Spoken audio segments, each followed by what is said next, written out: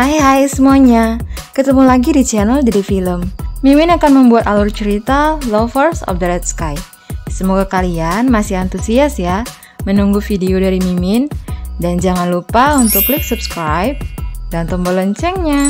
Terima kasih.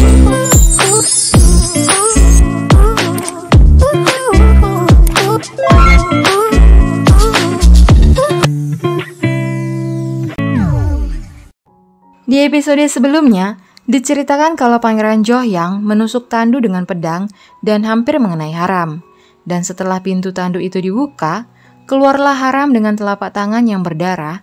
Sambil menahan rasa sakit, Haram berjalan menjauh dari Tandu, sedangkan Pangeran Johyang dan pengikutnya menjadi panik dan sibuk untuk menolong Haram untuk menghentikan pendarahannya, yang membuat Cheongi bisa keluar dari Tandu itu. Ternyata, saat Pangeran Johyang menusukkan pedang ke dalam Tandu, dengan sengaja Haram melukai tangannya dengan menggenggam ujung pedang agar Cheongi bisa keluar dari Tandu saat semua orang sibuk memperhatikan Haram.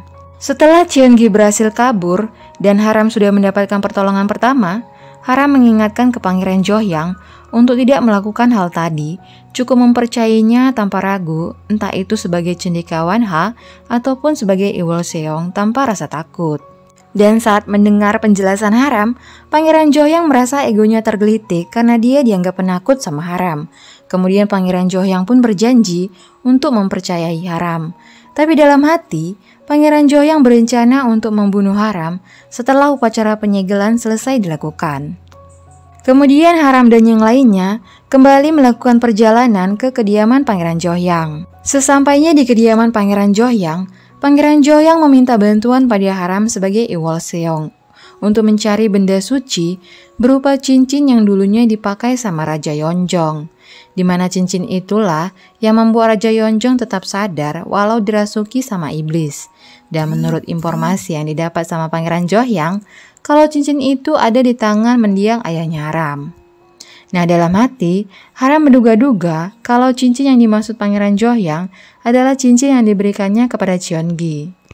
Kemudian malamnya saat di kediaman Pangeran Johyang, Haram yang dalam kondisi sadar mengingat kejadian-kejadian saat si iblis mengendalikan dirinya.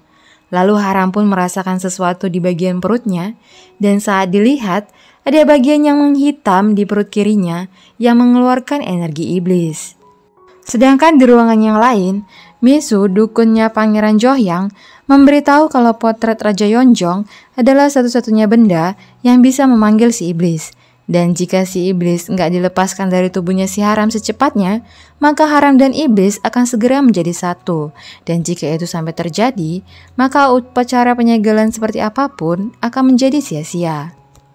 Kemudian Shin pun berpindah ke dalam istana. Setelah Pangeran Meong curhat sama raja yang masih belum sadar tentang kesedihannya melihat rencana yang akan dilakukan Pangeran Johyang untuk dirasuki sama si iblis, Pangeran Meong pun pergi ke dukun kerajaan untuk menceritakan kalau Pangeran Johyang akan berencana membiarkan si iblis merasuki dirinya. Tapi menurut si dukun, jika iblis berhasil merasuki Pangeran Johyang, maka Pangeran Johyang gak akan mungkin lagi menjadi orang yang normal. Dan satu-satunya cara agar tidak terjadi bencana dalam kerajaan, Pangeran Johyang harus dibunuh saat itu juga. Lalu si dukun memberikan sebuah pedang kecil yang bisa melukai roh ataupun dewa.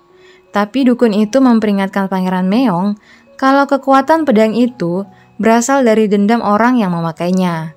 Dan si dukun tidak menjamin keselamatan Pangeran Meong setelah memakai pedang itu. Tapi Pangeran Meong menerima pedang itu dan siap mengorbankan dirinya untuk meninggoy bersama Pangeran Johyang.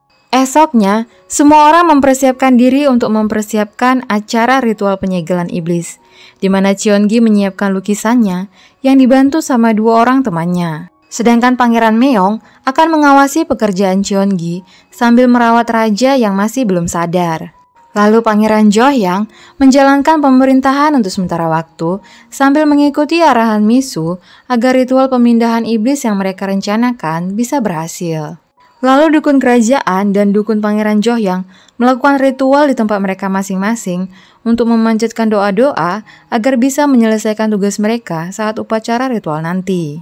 Dan Haram yang berada di kediaman Pangeran Johyang menugaskan Muyong yang datang secara diam-diam untuk mempersiapkan pengikutnya melakukan pembalasan dendam di saat upacara penyegelan nanti, dan menyuruh Muyong untuk mencari cincin yang mirip seperti yang dimiliki sama Cheongi.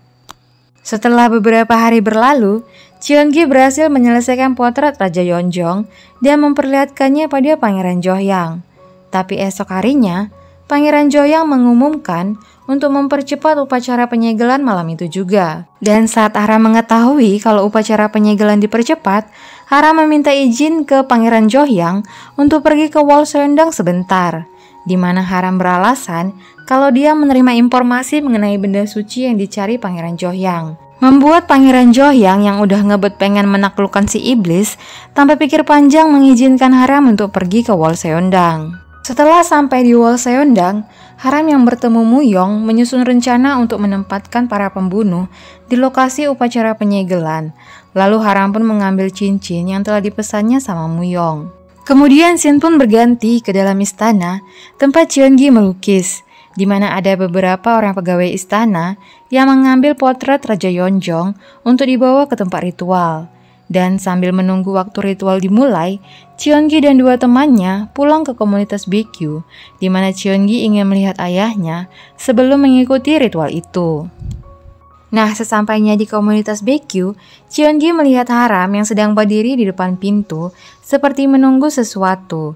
Dan saat Cheongi menyapa Haram, Haram mengajak Cheongi untuk berjalan dengannya membahas sesuatu. Kemudian Haram dan Cheongi pun berjalan ke arah pasar yang diikuti sama pengawalnya Pangeran Johyang. Nah, di saat mereka berjalan, Cheongi memberitahu kalau pelukis yang dulu saat membuat potret Raja Yeonjong membuat kesepakatan dengan Wacha yang membuat mereka menjadi gila.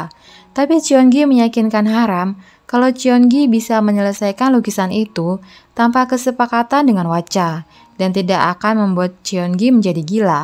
Lalu Cheongi pun meminta Haram untuk mempertimbangkan rencananya untuk memindahkan si iblis ke tubuh Pangeran Johyang. Setelah mendengar penjelasan dari Cheongi, Haram meminta Cheongi untuk menghindari pelayan yang mengikuti Haram dengan masuk ke sebuah gang. Dan saat Cheongi dengan Haram berjalan menuju gang itu, secara kebetulan ada seseorang yang menabrak si pelayan yang membuat pelayan itu kehilangan jejaknya si Haram. Nah, selama mereka bersembunyi, Haram meminta cincin yang diberikannya kepada Cheongi dan memberitahu pada Cheongi kalau cincin itu berhubungan dengan si iblis, dan Haram juga mengkhawatirkan keselamatan Cheongi jika cincin itu ada di tangan Cheongi. Dan saat cincin itu ada di tangan Haram, di saat itulah si pelayan mengetahui keberadaan Haram dan menyuruh Haram untuk kembali ke kediaman Pangeran Johyang. Dan sebelum pergi, Haram menyuruh Cheongi untuk nggak datang di upacara penyegelan nanti. Sesampainya di kediaman Pangeran Johyang, Haram memberikan cincin palsu ke Pangeran Johyang, tapi untungnya nggak ada yang curiga sama cincin itu. Bahkan dukunnya juga percaya kalau cincin itu adalah benda suci. Dan saat Haram kembali ke kamarnya, Pangeran Johyang mengetahui kalau Cheongi adalah kekasihnya Haram. Ketika matahari mulai tenggelam, semua orang yang mengikuti upacara penyegelan iblis sudah bersiap-siap di tempatnya masing-masing.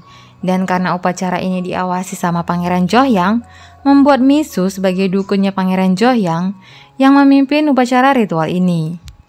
Dan Cheongi berada di suatu ruangan untuk menyelesaikan lukisannya di tahap akhir. Lalu Haram yang sedang terikat di sebuah bangku di tengah-tengah tempat ritual mendoakan dirinya agar bisa membalaskan dendamnya dan meminta perlindungan untuk Cheongi.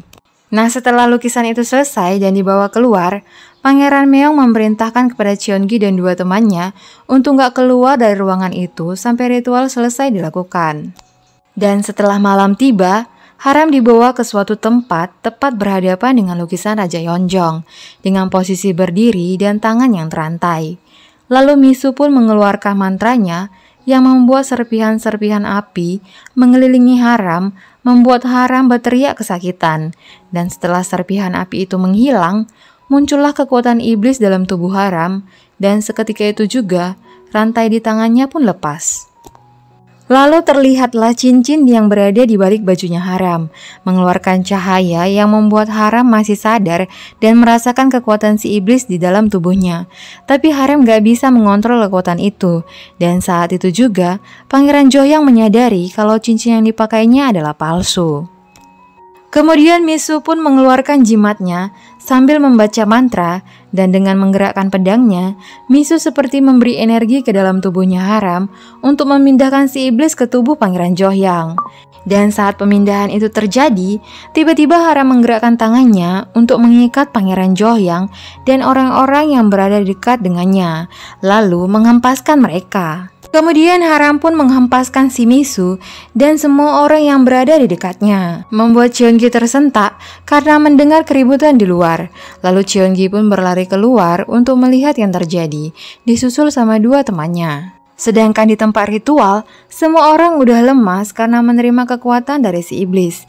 Tapi dukun kerajaan memanggil anak buahnya untuk bersiap di posisinya masing-masing.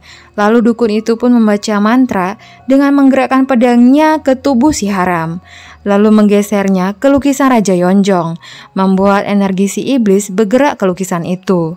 Tapi sebelum iblis tersegel, lukisan itu sudah hancur, membuat semua orang menjadi gak percaya dengan apa yang dilihatnya, termasuk Cheongi. Lalu Haram pun menghempaskan semua orang yang di dekatnya dan membuat mereka menjadi meninggoy. Dan Cheongi yang melihat hal itu langsung berlari mendekati Haram, menyuruhnya untuk mengendalikan dirinya, membuat Haram pun merespon panggilan Cheongi. Tapi Haram seperti terkunci. Walaupun Haram bisa mendengar suara Cheongi, tapi yang mengendalikan tubuhnya adalah si iblis. Dan setelah melihat Cheongi, si iblis itu pun mendekat ke arah Cheongi untuk mengambil matanya. Dan saat si iblis ingin melukai Cheongi, tiba-tiba datanglah Pangeran Meong dari arah belakang menusukkan belati ke punggungnya Haram. Dan episode 13 pun selesai. Nah, apa ya yang akan terjadi selanjutnya? Kita tunggu aja di episode selanjutnya. Thanks for watching, bye-bye.